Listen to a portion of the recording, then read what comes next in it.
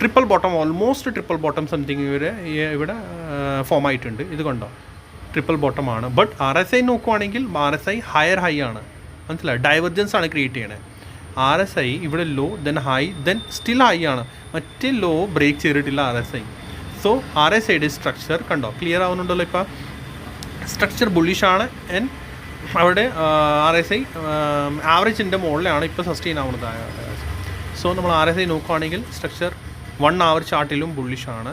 RSI divergence create ചെയ്തുകൊണ്ടിരിക്കുകയാണ്. That means അതുകൊണ്ടാണ് ഞാൻ കുറച്ചുകൂടി ഒരു ഇൻഡിക്കേഷൻ ആണ് കിട്ടിയിരിക്കുന്നത്. അല്ലാണ്ട് നമുക്ക് കൺഫേം ആവുന്നത് എപ്പോഴാണ് 50,800 അബവ് പ്രൈസ് സസ്റ്റെയിൻ ആയാലും മാത്രമേ. ഓക്കെ, RSIനെ ഇപ്പോൾ മാറ്റി.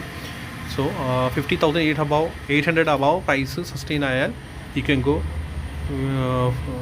Four up side. ഓക്കെ, പിന്നെ നമ്മുടെ റെസിസ്റ്റൻസ് വരുന്ന ഈ ഒരു ട്രെൻഡ് ലൈൻ, ഇവിടെ നിന്ന് ഒരു ട്രെൻഡ് ലൈൻ നമ്മൾ ജനറേറ്റ് ചെയ്യും. അപ്പോൾ ഇതിൻ്റെ ആയിട്ട്